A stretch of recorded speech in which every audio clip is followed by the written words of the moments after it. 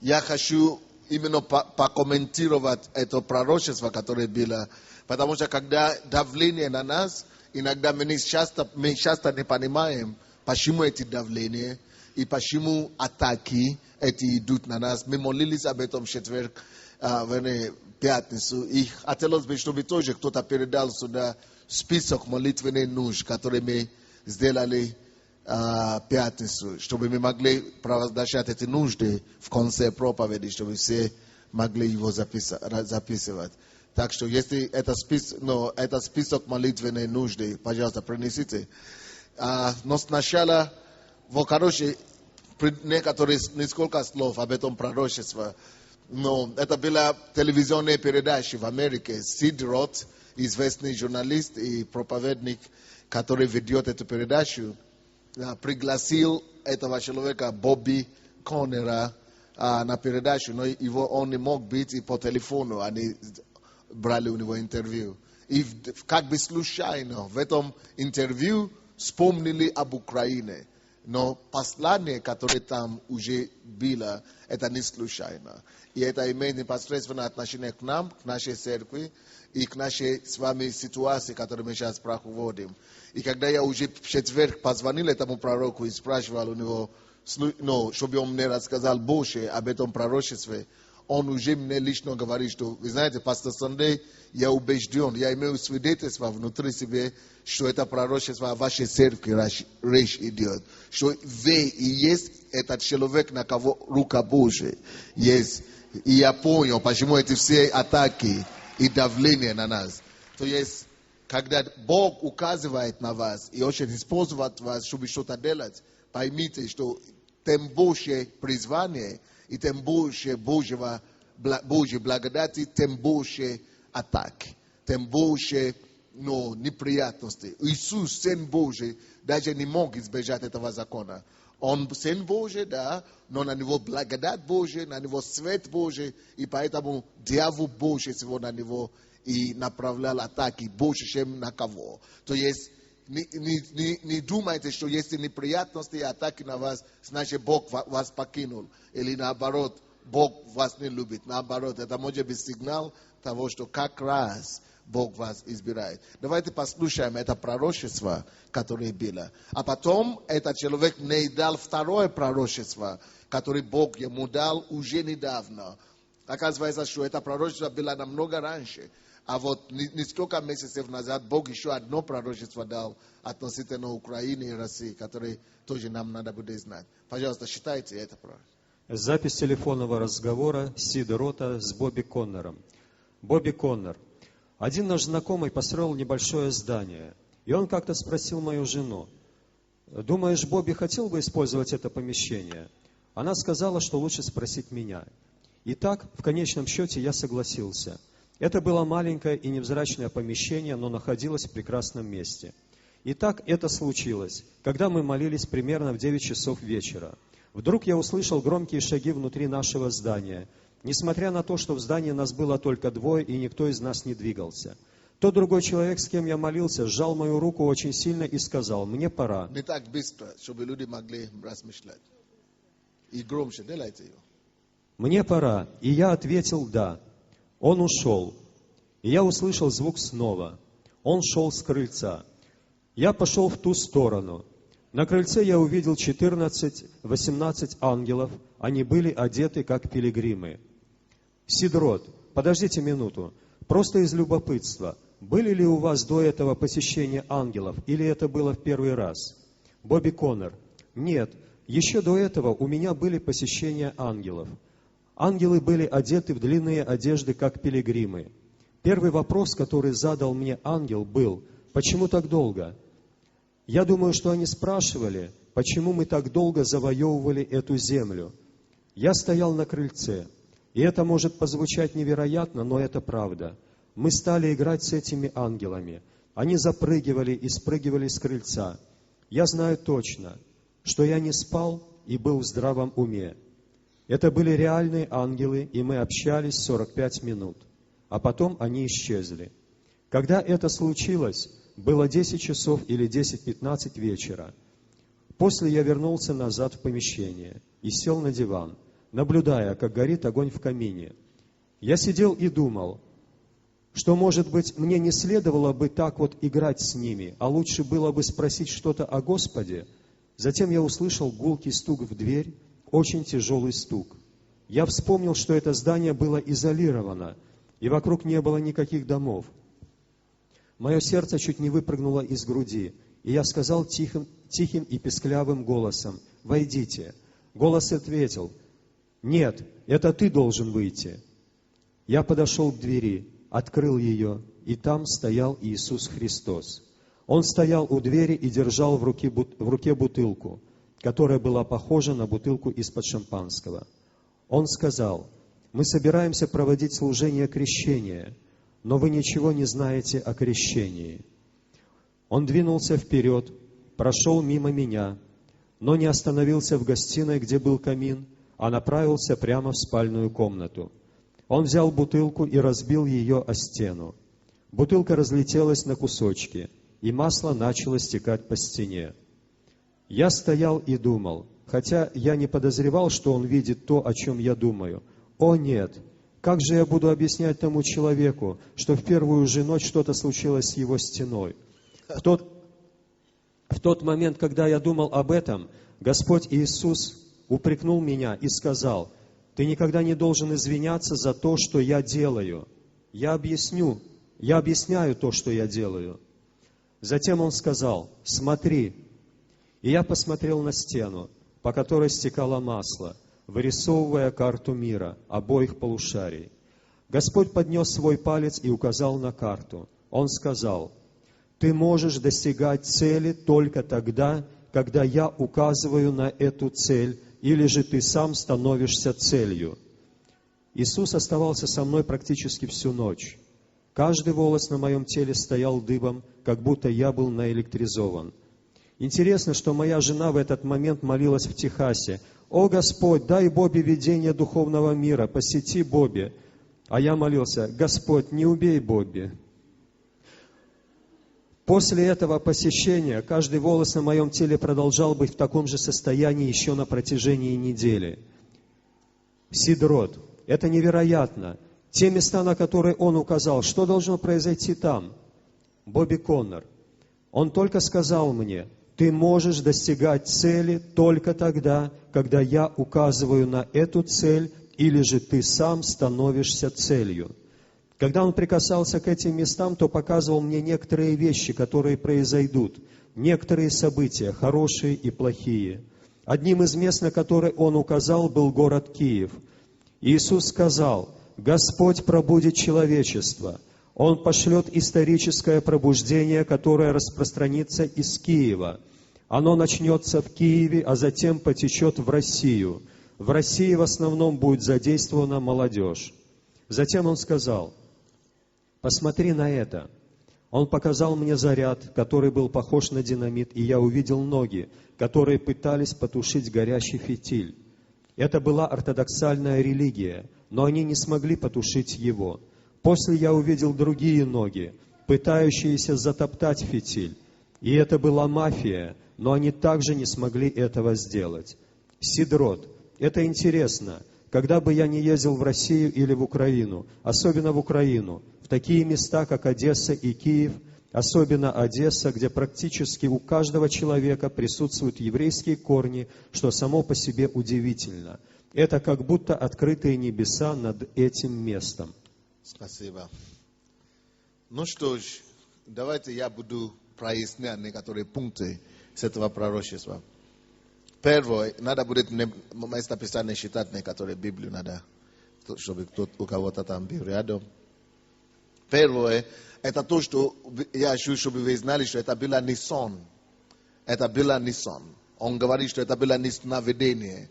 То есть человек был у него в гости, но они вместе отдыхали, как будто на даче где-то за городом. Не было здания вокруг. Но кто-то там был, они были вдвоем. И, по-моему, что-то у вас фонит здесь.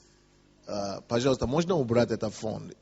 О, слава тебе, Господь. Почему я должен это заметить, когда вы это не заметили? Вы же специалисты, вроде бы. Хорошо. Вот, это человек второй, который был с ним, он себя чувствовал неудобно, потому что атмосфера начала меняться. Ну, взял его руку и ушел.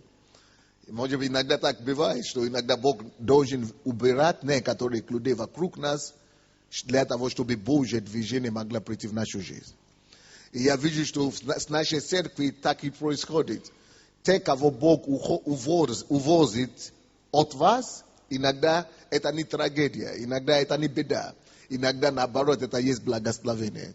Когда Бог знает, что разных людей есть разное время, они могут находиться Бог приводит разных людей в нашу жизнь для разной цели и в разное время. Кого-то Бог приводит навсегда в нашу жизнь, а кого-то Бог приводит в нашу жизнь временно, на время. Да, а кого-то Бог оставит в нашей жизни, потому что Бог понимает, что они нужны нам, и мы нужны им. А кого-то Бог, наоборот, позволит уйти. И если мы будем упираться, друзья, иногда это будет тоже только нам мешать, и будет мешать Божьему движению. Вот, допустим, в этом случае, да, Бог хотел посетить этот дом, и Бог хотел посетить этого человека.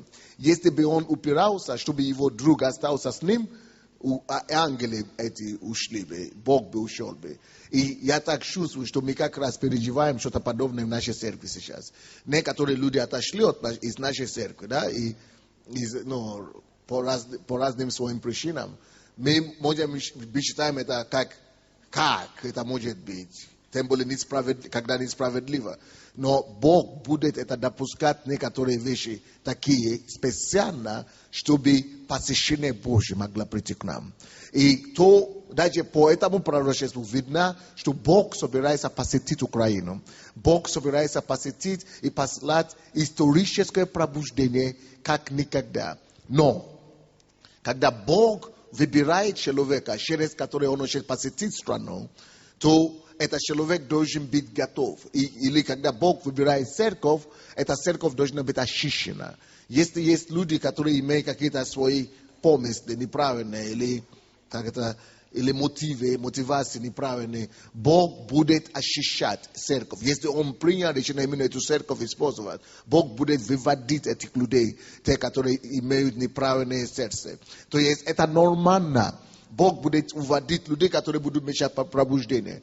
И Бог будет, наоборот, приводить людей, через которые он хочет это пробуждение распространять.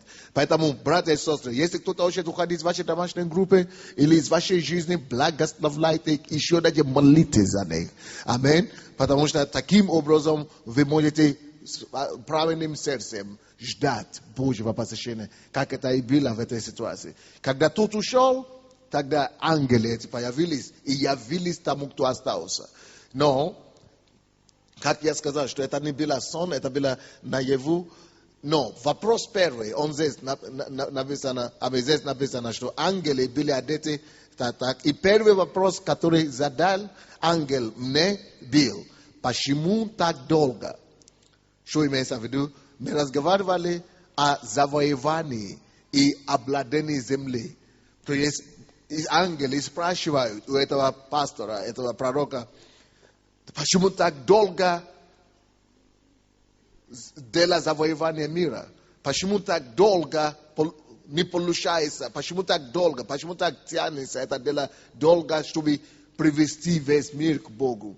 Почему так долго тянется это дело того, чтобы распространить Евангелие и дать всем людям знать, что Иисус есть Господь, что Он умер за их грехи, и чтобы они не шли в ад? Почему так долго не получается, чтобы всем открыть глаза, что, слушайте, есть ад, от которого нужно отказываться, и что есть рай, который нужно наследовать, и что есть грех, от которого нужно убегать, и что есть праведность, которую Бог дает. Почему так долго церкви? Почему у вас так не так хорошо, не так быстро получается? То есть видно, откройте, пожалуйста, Яков, 5 глава, 7 стих, видно, что Бог очень нетерпеливо ожидает. Бог неба ожидает, ангелы ожидают, небеса ожидают того, чтобы мы побыстрее завоевали мир для Него, чтобы мы побыстрее принесли откровение об Иисусе до конца мира. Поэтому слава Богу, что в последнее время мы уже имеем возможность выходить по ТРК Киев, мы можем что-то говорить о Боге уже. И не только, но вы знаете, что я думал? Я думал, что Бог нам даст больше возможностей в это последнее время, потому что мы хотим, мы желаем нести Его Евангелие, и что Он даст нам не только этот канал и другие возможности, чтобы мы могли провозглашать больше истину об Иисусе. Читайте, пожалуйста. Иакова 5 глава, 7 стих. «Итак, братья, будьте долготерпеливы до пришествия Господня.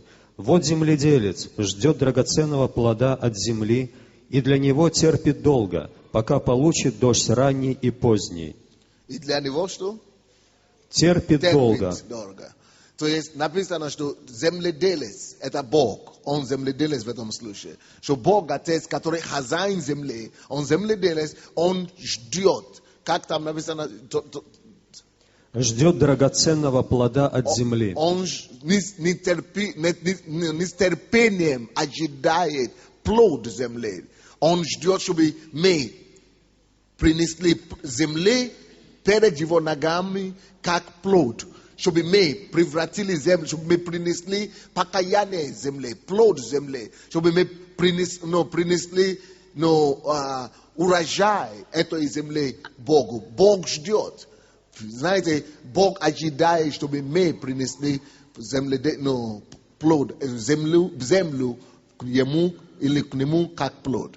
То единственное, то, что имеет значение в этой жизни, друзья, это жить для того, чтобы принести славу Божью по земле. Это единственное, потому что все остальное, хорошо, жить ради денег, хорошо, завоюем деньги, да, заработаем $1 миллиард, может быть, или несколько миллиардов, и это все можно будет пользоваться всего лишь 100 лет, или 70 лет, или сколько вы будете там жить, 80 лет. И все, после 70 лет жизни все заканчивается, человек умирает.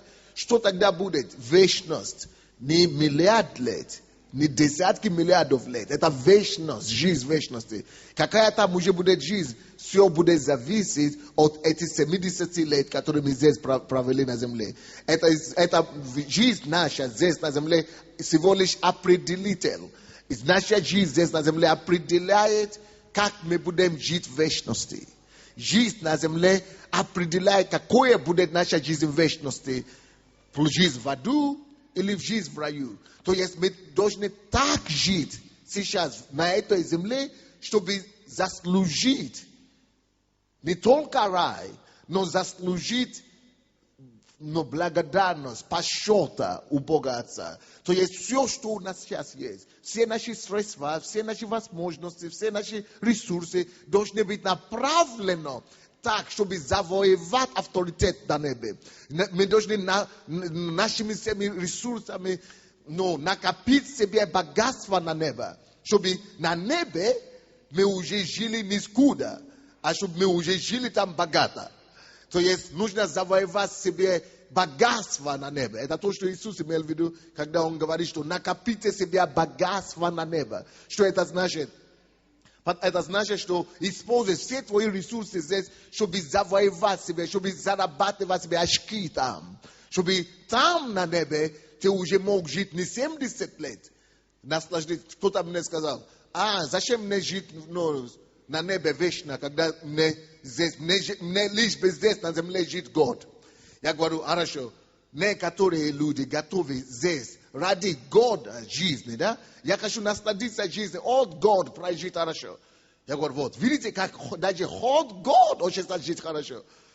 Год жить хорошо. А представьте себе, что значит жить хорошо, так как ты жил хорошо год, но не год уже жить хорошо, но жить хорошо 100 лет, 200 лет, 1000 лет, 2000 лет, 10 тысяч лет, 1 миллион лет, 2 миллиона лет. Это уже вечно. Вот почему Иисус посчитал это нужно отдать свою жизнь, чтобы донести это до нас, что вечность это не шутка. Я отдам свою жизнь, я докажу вам, что ради вечности можно даже здесь жизнь потерять. Можно даже жизнь добровольно отдать, только чтобы эту вечность достичь. Что вечность, чтобы доказать вам, что она есть и существует, я отдам жизнь. Вот, пойду на смерть. Чтобы дошло до вас, насколько это важно, что, пожалуйста, не идите в ад. Только не это, только не идите в ад. Я умру и докажу вам, что я воскреснусь, что также кто не поверит сейчас, будет жить для меня, тоже воскреснется. Но только в ад не идите. Можно согласиться страдать здесь, сколько хотите, пускай что угодно здесь случится, но только чтобы не потерять небо. Потому что потерять небо, это значит в аду находиться не на 100 лет, не 200 лет, не 1000 лет, не 2000 лет, но вечность.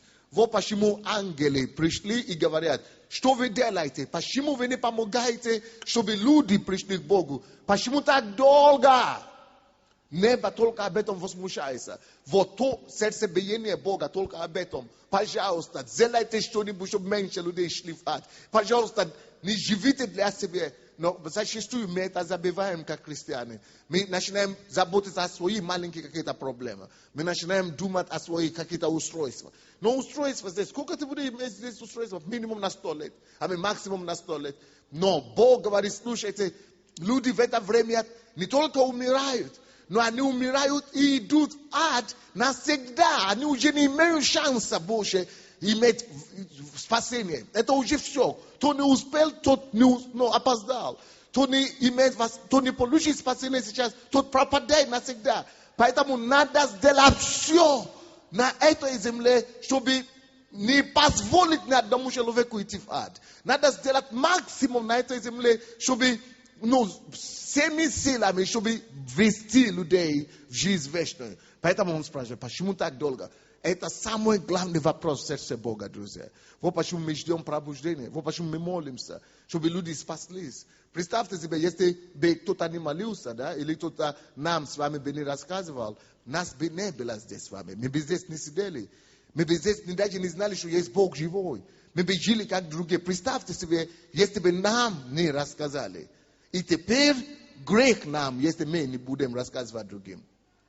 Мы договорились с пастором Босе, что у нас будет постоянно визитки или флайера здесь. Мы будем, по-моему, они здесь, чтобы каждый член церкви мог с собой всегда собирать какие-то визитки или флайера, чтобы приглашать людей в церкви. Должно быть это у нас каждый день в карманах, чтобы даже если мы не можем рассказывать людям, да, в метро или в трамвае, чтобы мы могли раздавать, хотя бы приглашать людей. Мы будем иметь и распространить это везде. Следующий пункт, который эти ангелы, которые здесь были, которые я думаю, что надо обращать внимание. Когда ангелы закончили это движение с ангелами, кто-то стучал по двери. Это уже был Иисус. И что он сказал? Он говорит, войдите. Помните, да? А тот голос, Иисус стоял и говорит, нет, это не ты должен, нет, это ты должен выйти. Вы помните, да? Он говорит, нет, это ты должен выйти. Что, о чем речь идет? Что я понял с этого?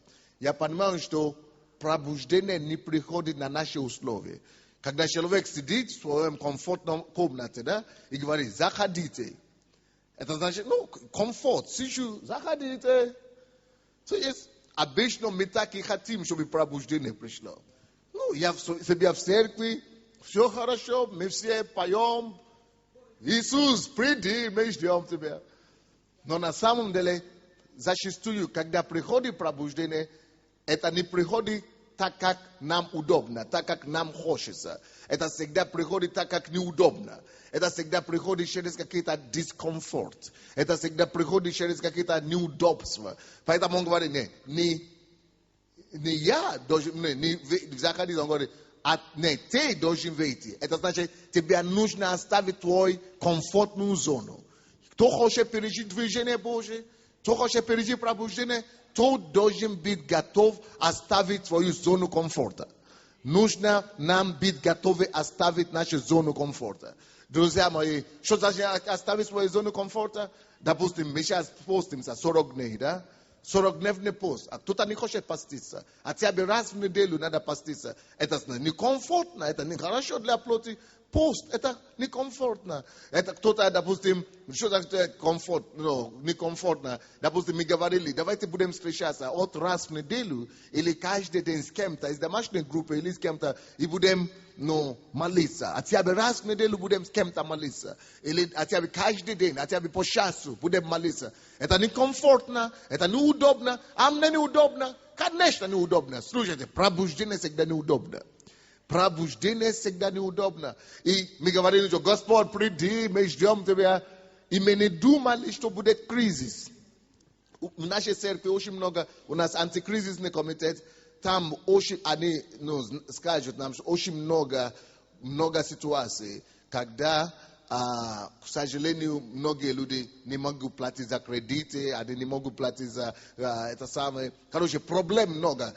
Именно в это время дискомфорта Бог любит посещать людей. Бог любит посещать и приходить именно тогда, когда мы считаем, что у нас дискомфортно по плоти. Потому что когда очень сильно комфортно, нам не до Бога, мы расслабляемся. Там мы начинаем расслабляться. То есть, и тогда Бог отдаляется. Благодать Божья отдаляется. Но когда дискомфортно, тогда мы можем приблизиться к Богу Божьему. Мы думаем, почему именно во время кризиса Бог придет. Именно вот то, что Бог нравится. Именно то, что Бог любит делать. Именно тогда, когда тебе неудобно, тогда ты можешь начинать искать Бога. Тогда будет отчаяние молитвы, отчаяние крики помощи. Допустим, в пятницу я здесь был на ночной.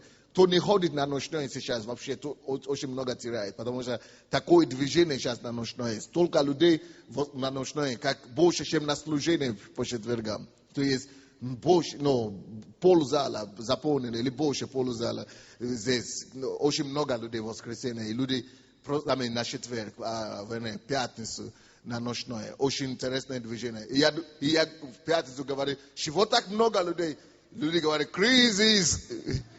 Все благодаря кризису люди начинают искать Бога. То есть Бог не приходит, движение Бога не приходит, когда очень удобно, когда комфорт. Комфорт порой это враг движения Бога. Комфорт мешает людям. Люди начинают расслабляться. При комфорте легче идти на компромисс. При комфорте легче идти на поводу плоти. При комфорте легче расслабляться и ожириться и так далее. Но когда тяжело, когда некомфортно, тогда наоборот Дух Божий может двигаться. Написано, плоть желает противного духу. То есть туда, куда плоть идет, это на противоположность Дух хочет идти. Туда, куда Дух хочет идти, плоть тянет в другую сторону. Поэтому, когда неудобно сейчас, это как раз сейчас уже время, когда пробуждение Божье приходит. Поэтому сейчас, как раз сейчас, рождается героев. Это время рождения движения Божьего. Поэтому, братья и сестры, давайте будем терпеть через наши все проблемы, не горясь. Давайте будем, наоборот, пользоваться это время, этот момент, использовать, чтобы идти к Богу, молиться Богу. Искать лицо Бога. Пускай наш дискомфорт становится трамплином для Божьего движения. Пускай наши неудобства станут трамплином для Божьего чудеса в нашей жизни. Пускай наши боли, наши кризисы станут источником открытия Божьего источника. Аминь. Божьего излияния на нас. Аминь. Еще один пункт, который я хочу подметить здесь. Очень интересно. Вообще это очень интересно, потому что он говорит, что Иисус стоял, так, он стоял у двери и держал в руке бутылку, которая была похожа на бутылку из-под шампанского. Это для религиозного ума что-то не идет, да? Что-то не хочется такое слышать об Иисусе. То есть,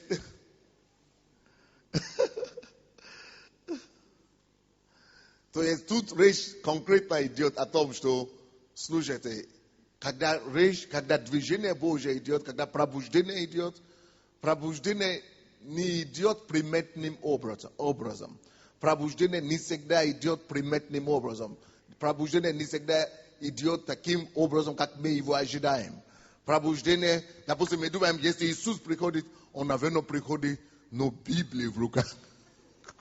Или с вещью какой-то, или с крестом какой-то. А он тут с бутылкой, причем похоже на шампанскую бутылку. Не похоже на Иисуса. Вот. О чем это еще и говорит? Это еще говорит о том, что иногда наши религиозные ожидания, да? Мы ставим Бога в рамках. Мы этими ожиданиями мы можем Бога поставить в рамки. И эти рамки могут мешать Бога. Но, допустим, я вижу нашу сестру, некоторые сестры здесь любят танцевать. И кто-то говорит, зачем, ну, они уже не молодые, им уже за 40, зачем им там танцевать? Ну, пускай молодые танцуют. Я говорю, кто его знает, что Бог хочет делать? Не мешайте людям. Мы любим мешать Духу Святому. Мы любим ставить ограничения и говорить, это нельзя, это неприлично, это не похоже, это нельзя, это мы не привыкли, это нам неприятно, это непривычно, но так не. Вот, допустим, многие из вас, вы перестали ходить в православную церковь. Почему? Потому что кто-то пришел в православную церковь, ему сказали, ну, сними, женщины говорят, нельзя брук. Ну, зачем ты пришел в брука, нельзя брука, накрашенная, нельзя накрашенная. И люди просто разочаруются, потому что люди ставят Бога в рамки. Я даже знаю людей, которые пришли в православную церковь, им было насколько плохо, они хотели самоубийство закончивать. Но потому что им сказали, что иди покрой голову, или иди, сними что-то там и так далее. Они вообще развернулись, ушли вообще, говорят, я лучше умру в депрессии, чем в такую церковь. То есть, почему нельзя Бога, говорить, что Бог может только вот так действовать. Даже к чего далеко идти? Вот, я проповедую здесь, да, в Украине, и через пастора Сандей, вот такого, да, темнокожего африканца, Бог построил самую большую церковь в этой стране, да, не только в этой стране, вообще в Европе. Это наша самая большая церковь здесь. И вы знаете, что больше всего бесит людей? Именно в это, что нет у нас своего проповедника. Вы что, где, как это понять? Где наша церковь, как? Почему не свой? А где наша церковь? Почему не наша церковь? Многие люди пойдут в ад, конкретно, реально, только потому что не наша церковь, не похожа, не своего человека. То есть спасение даже отвергают некоторые. Некоторые явно не идут, потому что, а что люди скажут? Непривычно. Вот, а Бог любит вот так, непривычно. Вот на дне, допустим, некоторые люди ко мне приходили из церкви и говорили, что век здесь сейчас, мы даже молились об этом на ночной, что век здесь сейчас передают по поводу Черновецкого, да, что экспертизу какую-то, да, создать и так далее, да. И я вам хочу сказать, нас тоже, вы знаете, я им говорю, слушайте, может быть действительно проблема, это ерунда все. Потому что люди, которые не стандартные, да, в этом обществе нашем, люди, которые не по шаблону мыслят, не похожи на все, они думают, что на нас что говорят. Кто ходит в Sunday, значит все, вас загипнотизировали, вы уже сумасшедшие. Нормально, всех нас и называют для мира, мы сумасшедшие. Но даже в Библии апостол Павел написал, что мы для мира сумасшедшие Христа ради стали. То есть безумные Христа ради. То есть безумием называть это нормально для верующего, потому что ты как это не пьешь, не куришь, и не изменяешь жену. Ты уже все, ты безумный. А потому что мы безумные Христа ради. Лучше быть безумным Христа ради, чем быть нормальным для мира. А потом пойдешь попадешь в такой ад, что ой-ой-ой, Боже спаси. То есть люди говорят, нет никаких проблем. Это просто политические заявления. Допустим, если даже я больной, да? Зачем по телевизору идти объявлять, провозглашать об этом? Если ты хочешь мне помочь, мне лично, это делается не так. А когда это уже через средства информации, это значит, что политические очки люди хотят выиграть. Короче, суть в чем? Вот как на меня говорят все, что я чушь шаман с этого, с африканского джунгля. Так и есть. Мы все к этому привыкли. Мы все к этому привыкли. Мы сумасшедшие Христа ради. И слава Богу. Аминь. Дайте Богу славу кто-нибудь.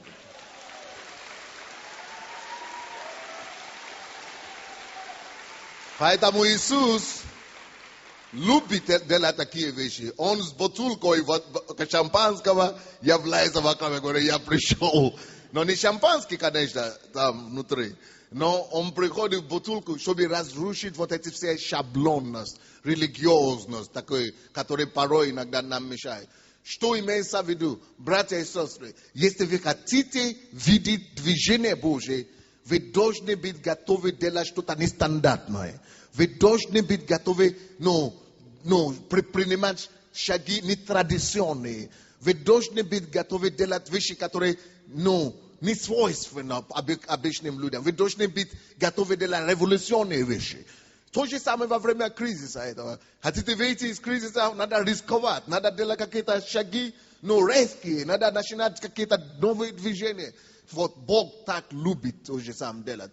Вот, если вы читаете Библию, да, вы увидите Бога, что вы не поймаете Бога, что Он повторяет какое-то дело дважды. Допустим, Он открыл глаза слепых, и каждый раз по-другому открывал эти глаза. Он кормит в пустыне водой, и каждый раз по-другому эту воду выводил.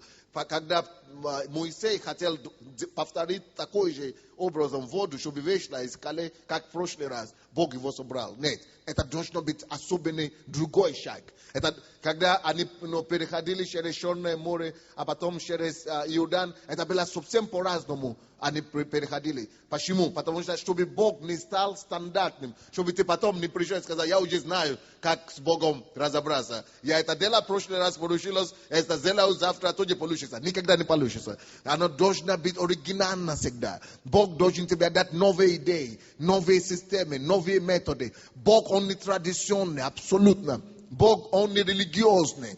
Бог, Он не по шаблонам действует. Он постоянно что-то неожиданно делает. Он постоянно по-другому. Поэтому, если мы хотим видеть пробуждение, друзья, мы должны постоянно придумывать новые методы, новые шаги, новые действия. Но кто-то говорит, зачем вам бигборды? А потому что надо двигаться, надо что-то делать для Бога. Зачем выходить по телевизору? А потому что, если это спасет людей, если это прикоснется к людям, если мы сможем что-то делать, мы будем все способы использовать, только чтобы Евангелие Иисуса проповедовалось везде. Аллилуйя. Иисус не религиозный. И нам не надо быть таким же религиозным. Аминь. Но, да, но я еще до этого дойду. И что Он сделал с этой бутылкой? Что Он сделал с этой бутылкой? Он взял эту бутылку и разбил по стене, да, об стене. И это как разрыв, который вы говорите. То есть бутылка – это символ того, что будет взрыв. Бог хочет производить взрыв в нашем обществе и в нашем мире, в котором мы живем. Будет взрыв Духа Святого, друзья мои. Я говорю, будет взрыв Духа Святого. Будет движение Бога. Он разбил по стене. Но что такое взрыв? Разбил по стене, это значит неудобство. Что этот парень сказал? Сам пророк говорит, ой, мне сразу стало неудобно, как я объясню кому-то, как я Азайку скажу, что уже по всей стене его это самое. Что такое разбить бутылки по стене? Это значит, что бутылки, оно разбилось, это значит кусочки разлетало, это значит, что кусочки это может поранить кого-то, или оно лежит везде, это беспорядок, это вода везде. Слушайте, пробуждение всегда таким образом приходит. Мы думаем, что пробуждение это большой порядок. Нет, это такой хаос, такой большой беспорядок. Потому что и так же, как у нас сейчас происходит в церкви, когда, кто-то выбивает кредиты, кто-то кого-то гонится, кто-то обвиняет в МВД, это самые другие. Нет, мы знаем, что именно это есть момент, когда Бог хочет сорваться силой Духа Святого. Но, и поэтому давайте будем верить, что мы в эпицентре Божьего движения, друзья. Мы в эпицентре Божьего действия. И давайте начнем двигаться с Духом Святым. Но, что потом мы видим? Эта жидкость, которая разлеталась по стене, она превратилась, или масло, это как масло Духа Святого, да? Оно превратилось в карту. Давай, поверни эту карту вот сюда. Она превратилась в такая карта мира, когда весь мир видно было. И о чем речь идет? Речь идет о том, что Бог собирается крестить мир. В масле. Это масло, это в Духа Святого. Огонь Духа Святого. Бог хочет крестить весь мир в огне Духа Святого. Бог хочет крестить мир в силе Духа Святого.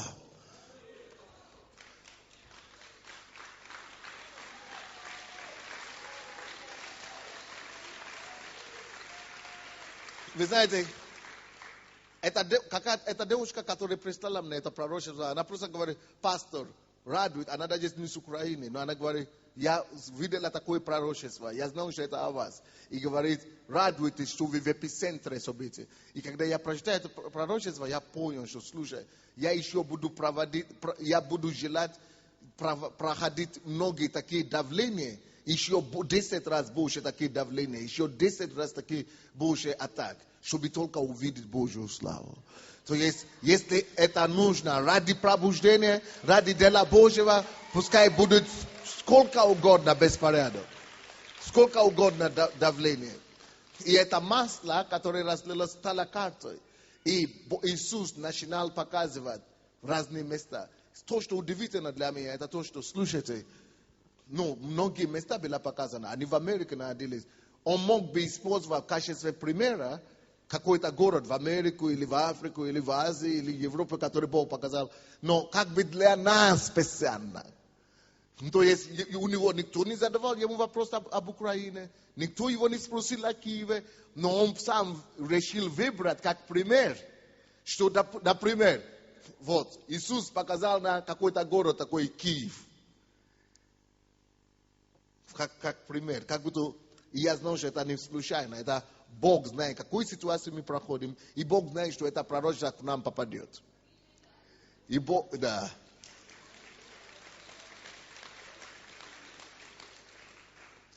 И Бог знает, что это будет утешение для нас в этой кризисе, в этой ситуации, которую мы проходим, в эти все давления, которые мы проводим. И указал как раз на Киев. И начал говорить о Киеве. Но до того, мне интересно еще здесь, что было сказано. Что вы ничего не знаете о крещении. Мы думаем о крещении такой, а Бог говорит глобальное крещение. Крещение мира. Братья и сестры, Божье видение для нас не только о нашей какой-то маленькой церкви и о нашей маленькие какие-то проблемы. Бог хочет, чтобы мы думали глобально. Карта мира, всю Украину. Давайте будем делать планы на спасение Украины. Давайте будем делать планы на спасение всего мира. Но и помните, он говорит, именно с Киева пойдет это историческое пробуждение, которое пойдет в Россию и потом по всему миру. Вы знаете, как раз у нас годовщина будет, да, 15-я годовщина. И я сейчас получил письмо от God TV. Это одна из самых крупных телевизионных компаний мира христианских, которые показывают пробуждение. И они хотят бесплатно получить все кассеты нашей годовщины, каждое служение, и его по всему миру крутить. Как пробуждение начинается. Жив Бог, жив Бог. Это просто чудо Божье, но без копейки. А я знаю, что 30 минут этой передачи $5000 стоит. 30 минут крутить по всему миру. 30 минут телепередачи стоит $5000. И теперь это будет, если все годовщины наши 4 дня, это сколько часов примерно, я не знаю. Это 100 часов, наверное, может быть, будет. Потому что, минимум 100 часов. Потому что 10 до 10, можно сказать. 10 до 10, это 24 часов. Это уже 12 часов. А? 120 часов почти. Сколько? 80. 48 часов за 4 дня будет. 48 часов. И представьте себе, сколько это будет, если даже не 40, даже, да, 48 часов, да, 4 дня.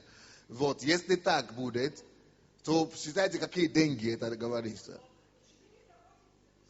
480 тысяч долларов. Да. $500,000 примерно, да? Короче, Бог финансирует. Бог сам финансирует эти все проекты. Короче, слава тебе, Господь. Но не за деньги. Но даже я говорю не за деньги. Не за деньги даже я говорю больше. Я больше говорю о том, что представьте себе, что мир увидит, что творится здесь. Особенно на годовщине. Кто был в прошлом году на годовщине? Это бомба просто. И будет так, в этом году еще будет сильнее. Я прошу, чтобы никто не пропустил эту годовщину. Так.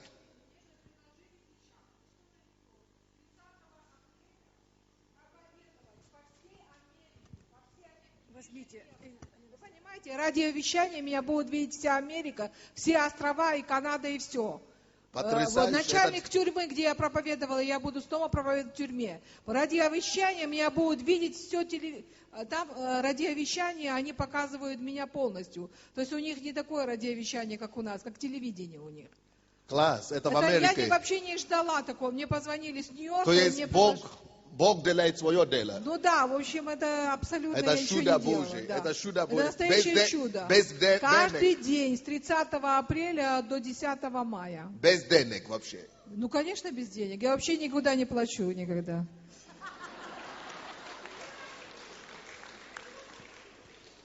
То есть Бог действует неожиданно. И поэтому я хочу, чтобы мы молились за эту годовщину нашу тоже. Чтобы Бог через... Потому что они покажут во всех континентах. В Африку, Америку, Латинскую Америку, Азию, Индию, везде. Следующее, что мы видим.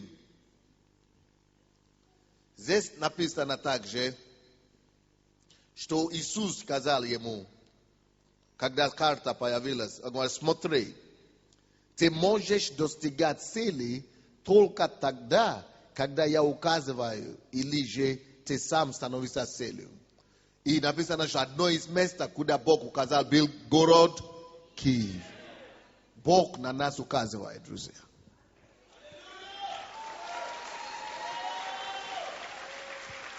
Это даже мысль об этом смиряет. Мысль об этом даже смиряет, сокрушает, что Господи, я не заслуживаю. Мы не заслуживаем, никто из нас, не по нашим делам, но это по избранию, я понял. Что это просто Божье избрание. И это не зависит, Сандей плохой или хороший, или посольство Божье плохое или хорошее. Бог избрал, все, я понял.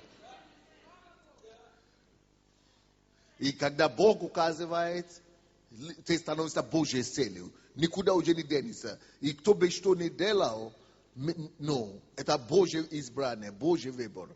И никто ничего не сделает об этом. Нам надо благодарить Господа и принять это избрание. Что Господь, спасибо, что ты избираешь нас. И мы просим, Господь, используй нас, чтобы как твое оружие. Чтобы мы стали твоим инструментом. И потом говорится о том, что Господь пробудит человечество. Он говорит, одним из мест, на которые он указал, был город Киев. Иисус сказал, Господь пробудит человечество, Он пошлет историческое пробуждение. В истории будет написано, которое распространится из Киева. Оно начнется где? В Киеве. А затем потечет в Россию, и потом в России будет задействована молодежь. Как раз в Россию мы посылаем миссионера, молодежь сегодня. Есть? Но где они? Миссионеры, которые пускай подойдут сюда, потому что как раз Вы знаете, в России очень не хотят, боятся посольства Божия. Кто из вас знает, что меня запретили въезд в Россию? Мало того, что меня уже запретили, нашего главного представителя в Москве выгнали тоже, запретили въезд в Россию. А потом у нас церковь в Владивостоке выгнали и запретили въезд тоже в Владивосток. Где они? Я не вижу их, пастор. Пускай, теперь мы вынуждены послать другого миссионера сюда. Поэтому через молодежь Бог очень пробудил Россию. Будем молиться за него. Но вы же хотите молиться за него, надо подойти. Но поймите, друзья, что когда Бог показывает на тебя, ты становишься с Божьей целью, не забудьте, что это значит, что ты тоже становишься Божьей мишенью. Мишенью. Становится Божьей мишенью. Когда Бог на тебя указывает, свет на тебя падает, на тебя начнут все нападать. Это как сейчас, эти все ситуации вокруг нас. Бог выбирает с одной стороны, а с другой стороны все неприятности. Я кому-то рассказал, что на прошлой неделе, допустим, да, ко мне посылали человека, чтобы договариваться, чтобы закрыть уголовное дело и так далее. Но за определенные условия. Я им сказал, я ничего не сделал. Я не виновный в этом деле. Это прошитое дело. Я не имею дела ни в чем. Единственная моя вина в том, что я людей поднимаю все. Людей обучаю и даю людям возможности. Но я никакое дело не имею к этому делу. Я говорю, я с вами не буду договариваться. Я их послал, дальше. Почему? Они говорят, вы не знаете, в какой стране вы живете, Тимошенко посадили ни за что. Посадили ни за что, Колесникова ни за что. Я говорю, они не знают, кого я знаю. Я знаю Бога, который они не знают. Да. Бог скажет последнее слово, да? Но о чем речь идет? Речь идет о том, что это норма. Когда Бог тебя избирает, когда Бог на тебя ложит руку, дьявол это тоже видит. И ты становишься не только целью для Бога, ты становишься мишенью для дьявола. И написано здесь, что религия попытается уничтожить. Кто знает в декабре, январе, что творилось здесь в Украине, по интернету. Все епископа, даже протестантские церкви написали письмо, чтобы с нами не общались. Чтобы меня выгнать. И чтобы отказались от меня. Чтобы, все на меня, и наша София присоединилась. Все против. Я говорю, Боже мой, куда мы попали? Это христианство. Но написано, что когда Бог избирает, будут ноги.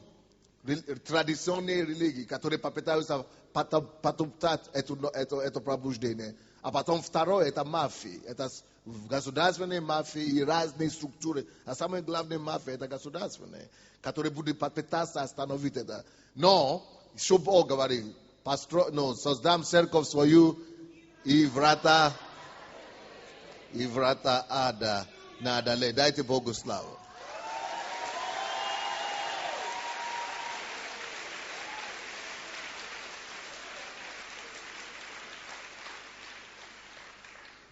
Евангелие от Иоанна, 16 глава, 21-22 стихи. Пока мы это открываем, я хочу, чтобы мы благословили на Россию, чтобы это пробуждение отсюда пошло дальше.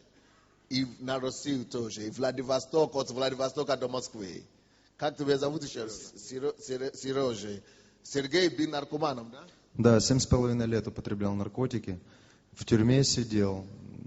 Серьезные проблемы со здоровьем были. Потом в центр реабилитации попал, который в Королево-Правобережной церкви находится. Больше 4 лет там находился, служил постоянно. Поступил в университет 2 года тому назад.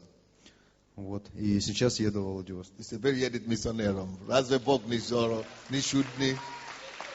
Бывшее отверженное общество становится спасителем этого же общества. Господи, именем Иисуса, провозглашаю Божья благодать, Божье помазание на Сергея. Чтобы Господь, Твоя мантия пошло с ним. Чтобы, Господь, земля российская восприняла это слово. Чтобы эта земля восприняла его. И чтобы никто его не мог остановить. Чтобы никто его не мог препятствовать. Чтобы ты дал ему авторитет и жезл. Чтобы пробуждение твое понеслось отсюда туда, Господь. И чтобы великое дело Божье было совершено там через него. Во имя Иисуса Христа. Аминь. Они уже выгнали многие наших миссионеров, но всех нас не смогут выгнать.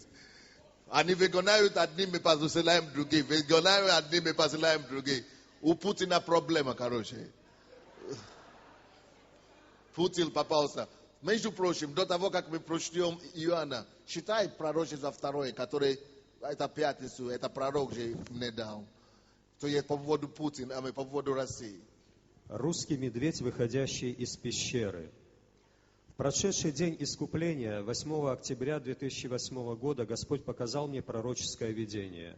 Вначале я увидел что-то похожее на вход в пещеру где-то в России. Потом вдруг внутри этой пещеры произошло какое-то движение, и появился огромный рыжий медведь. Лицо у этого медведя было старое, но в то же время у него было молодое и невероятно сильное тело. Казалось, этот рыжий медведь был готов атаковать любого, кто встал бы на его пути. Он имел невероятную силу и был очень агрессивным. Я спросил: «Господь, что ты мне хочешь этим сказать?» Внезапно пещера превратилась в конец огромного нефтепровода, а медведь в российское правительство со своим старым главой КГБ. Оно было готово атаковать любого, стоящего на пути к нефти, текущей в этом нефтепроводе. Мы должны усиленно молиться за Россию и Украину. Сатана сделает все, чтобы остановить движение Духа Божьего, используя тревогу и беспорядок. Мы должны ходатайствовать, чтобы скрытые деяния тьмы были разоблачены. Российский медведь со своим старым мышлением КГБ вышел из спячки и готов атаковать любого, кто попытается встать на его пути к доходам от нефти. В 1998 году я был послан в Киев, чтобы провозгласить... Хорошо, спасибо. Вот, видите, получается, что все эти политические движения, да, нефти и так далее, оказывается, эти атаки на Украину имеют только одной целью, чтобы остановить Божье пробуждение. То есть не беспокоит дьявола, все остальное, нефти, деньги и так далее. Самое главное, что дьявол беспокоит, это чтобы не было этого пробуждения. Поэтому очень важно, чтобы мы, друзья, поняли, что мы в эпицентре Божьего движения, и дьявол сделает все, чтобы нас остановить. Евангелие от Иоанна 16, 21. Женщина, когда рождает, терпит скорбь, потому что пришел час ее. Но когда родит младенца, уже не помнит скорби от радости, потому что родился человек в мир. Спасибо. Видите, сейчас мы терпим скорби определенные, да? И какие-то неприятности, что на нас нападают и так далее, и так далее. Но если мы будем терпеть, это как рождение. Все, что сейчас происходит, это муки рождения. Это как женщина, которая рожает. Но ребенок, это пробуждение, оно видит. И когда ребенок это видит уже, когда пробуждение уже видит, мы увидим с вами, что это стоит того. Стоит того, чтобы терпеть, стоит того, чтобы пройти через эти все мужчины и так далее. Но что делает роды? Потуги идут, потуги, и эти потуги, давление, а потом схватки, это боли большие. Это то, что мы сейчас идем, мы сейчас проходим. Проходим через эти потуги, и через эти все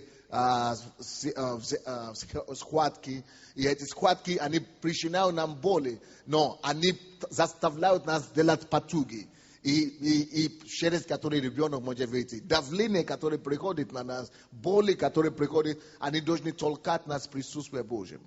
Они должны толкать нас в молитве, толкать нас к ходатайству. Чтобы мы потуги, это как ходатайство. Чтобы мы молились, делали потуги, молились и ходатайствовали, пока не выйдет ребенок, пока это пробуждение не выйдет.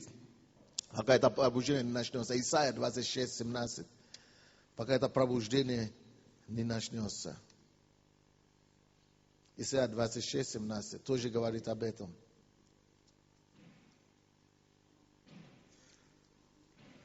Как беременная женщина при наступлении родов мучится, вопит от болей своих, так были мы пред Тобою, Господи. Еще раз. Как беременная женщина при наступлении родов мучится, вопит от болей своих, так были мы пред Тобою, Господи. Видите, мы тоже находимся в определенной давлении, муки сейчас, да, перед роды. Но вы будете уверены, что произойдут эти роды. И эти роды принесут большие пробуждения в нашей земле. И через нас на весь мир. Это большая честь. Это большая честь. Я хотел сказать, что мы для молодежи, Бог уже через молодежи пробудит Россию. Я как раз хочу сказать, что у нас новый молодежный пастор в Центральной Церкви. Это пастор Вагнер. Где он? Встань, пожалуйста. Поэтому молодежь, пора вам начинать ходить на молодежное движение, на молодежное служение по субботам, да? По субботам во сколько? 18. 18:00.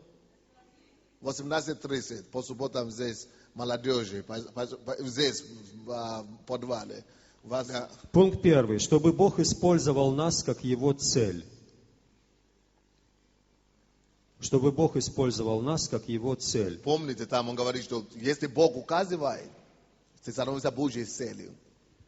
Чтобы мы стали Божьим эпицентром Божьего движения. Следующее.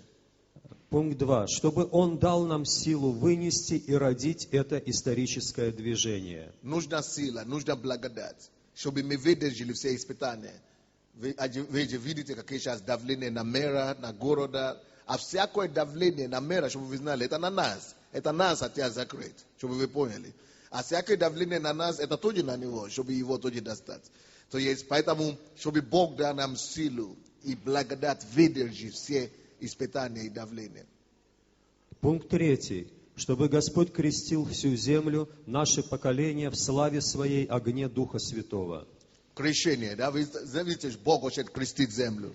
Чтобы Бог, мы должны это вымолить, мы должны это высвободить, чтобы Бог крестил нас, нашу церковь, нашу землю, всю землю в крещении Духа Святого, в огне Духа Святого. Крещение. Пункт 4. Господь, мы подчиняемся Тебе, сокрушаемся пред Тобой. Надо нам сокрушаться, чтобы Бог нам даст сокрушение перед Богом. Сокрушение, чтобы мы действительно смирились перед Богом.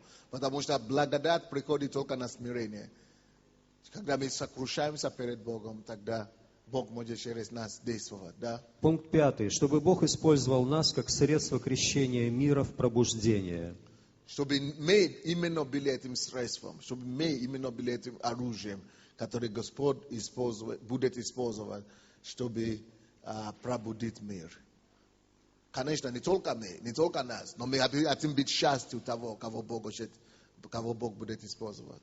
Что мы говорим Богу, что Господь, вот мы, используй нас, Господь. Употреби нас во славу Твою. Чтобы перст Божий Это следующее. Да, чтобы перст Божий проявился среди нас, в нашей стране, нашей церкви. Очень важно, чтобы перст Божий, палец Божий, перст Божий. Почему? Вы помните, это Иисус указал палец. Указал палец. И если Бог, его палец будет над нами вот так, это символ чудеса и знамения.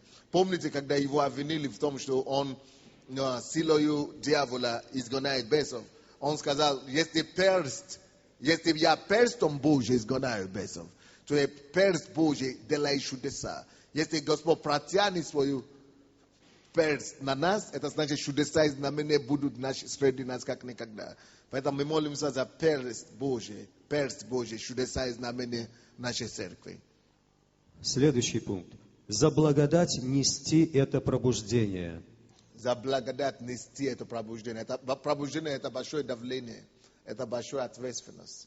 И мы просим у Бога, чтобы Он дал нам благодать нести, терпеть, нести это пробуждение. Да, следующее. Чтобы Бог использовал 15-ю годовщину и явил мощь. Да, чтобы Бог использовал 15-ю годовщину.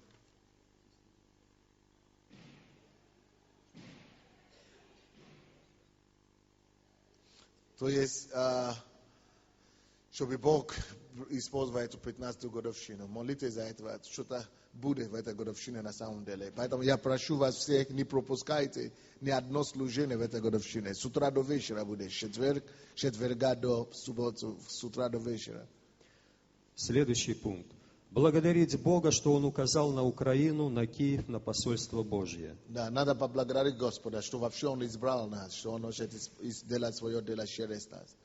Через нас, через Украину, через Киев, через посольство Божье. Следующий пункт. Чтобы Бог использовал видеотрансляции годовщины как средство пробуждения мира. За это видео, которое хотят. Мы будем, конечно, делать прямой эфир по нашему интернету, но вот по этому, по трансляции TV, God TV это, чтобы Бог использовал его как одно из источников пробуждения всего мира. Следующий. Чтобы Бог использовал местные телевизионные передачи, передачи на ТРК Киев, чтобы принести движение Духа Святого в нашей стране. Вы смотрите ТРК Киев, довольны? Так кто-то писал, чтобы поблагодарить и сказать, чтобы на вечер нам ставили. Кто-то писал? Между прочим, можно прямо сейчас писать адрес. Киев 01, улица Крещатик 5В. Прошу прощения, 5В. 5В, ТРК Киев. Можно писать и списать ваши соображения по поводу нашей передачи. Но не надо писать, что вы члены церкви, конечно. Но надо писать как телезрители. Так. К этому же пункту, чтобы никто не мог запретить эти передачи, и чтобы нас приглашали и другие телеканалы. Вы знаете, что против нас сейчас выступают по поводу нашей, то, что мы выходим по ТРК Киев. В Киев Совете выступили, а потом Томенко сейчас подал заявление на Госкомитет по телевидению и радио, чтобы нас лишили возможности там. Поэтому нам надо молиться, короче, за эти передачи, чтобы они не прекратились. Следующий пункт. Чтобы Бог разрушил железный занавес в России. Это очень важно. Потому что сейчас вообще нас сейчас не пускают. Но Бог все равно свое дело будет делать. Следующий. Чтобы Бог поразил медведей, которые поднялись в России. Да, в этом вы видели эту нужду. Это видение, что оно выходит. Рыжий медведец, который выходит старым лицом, но тело, вроде бы молодое тело, но старое лицо. Следующий пункт. Чтобы молодежь России поднялась и услышала зов Духа Святого. За пробуждение молодежи в России.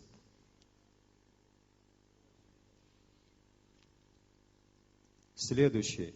Чтобы Бог дал силу и благодать выстоять все гонения, противостояния, адские атаки, которые будут пытаться загасить огонь, который горит в нашей церкви. Чтобы Бог дал нам силу победить эти все атаки, которые против нашей церкви. Я думаю, что тут же можно добавить, чтобы Бог закрыл уголовные дела, которые против нас возбудили. Надо за это тоже молиться. Потому что это тоже одно из этих всех вещей. Давление. Так. Следующий пункт. Чтобы мы могли идти впереди, низводить, уничтожить все атаки и религиозные нападки. Все религиозные атаки. Есть государственные атаки, есть религиозные атаки. Чтобы Бог нам дал силу победить. Чтобы Бог дал нам победу над этими атаками. И религиозные, и мафиозные, и государственные. И чтобы наоборот пришло пробуждение в эти все сферы жизни. Следующий. Против всяких атак и нападений со стороны правительства, МВД, Луценко за скорейшее решение уголовного дела. Как раз там есть у нас. Уже писали. Так, дальше. Следующее. Чтобы Бог помиловал и разрешил межрасовый вопрос и дал просветление ума, терпимость друг к другу. Да, есть расизм в нашей стране, поэтому очень важно, чтобы Бог помог решить этот вопрос. Люди звонят, после нашей передачи люди звонят, и 40% звонков, вы знаете о чем? Российские. что черномазы здесь делают, как это, почему у нас черные, что они говорят, это самое, как, кто это. То есть люди еще не привыкли к этому, люди ругают и проклинают, только потому что человек черный. То есть люди не хотят знать, что он говорит, как. То есть надо молиться, чтобы это уменьшилось в нашей стране. Последний за мэра Киева Черновецкого Леонида Михайловича. Надо молиться за мэра очень сильно, потому что президентские выборы сейчас скоро будут. И в Киев эпицентр, и чтобы не сделали мэра мишенью между двумя лагерями, которые между собой борются и дерутся. Все, давайте, наверное, встанем, да? Давайте встанем.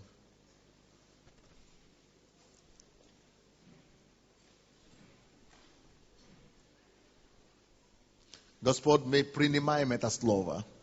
Мы принимаем Твое слово, мы принимаем Твое движение, Твое пробуждение, Господь. И мы просим Тебя, Господь, чтобы это пророчество сбилось и состоялось для нас. И в нашей церкви, и в нашей жизни, и в нашей стране во имя Иисуса Христа. Мы принимаем Твое движение, мы принимаем Твое пробуждение, мы принимаем Твое крещение. Крести нас в огне Духа Святого. Крести нас, Господь, Твоей славой. Господь, сделай нас, Господь, Твоей целью. Именем Иисуса. Сделай нас, Господь, Твоей оружием и инструментом пробуждения. И через нас, Господь, потрясти мир. Господь, принести славу Твою до конца мира. Господь, мы принимаем Твое пробуждение. Мы принимаем, Господь, Твое движение. Даже если это неудобно, Господь, для плоти. Мы верим Тебе и доверяем Тебе, Господь, что через нас, Господь, Ты покоришь эту землю для себя, Господь. Господь, мы также молимся за эти нужды. Разрушаем всякие проблемы, которые представлены здесь. Постанавливаем исцеление, освобождение для всех. Мы провозглашаем прорыв, исцеление, освобождение каждому человеку в зале. Именем Иисуса, пусть Твоя рука будет мощна и могущественна перед нами. Аминь, над нами. Во имя Иисуса Христа. И весь народ Божий скажет Аминь. Дайте Богу славу.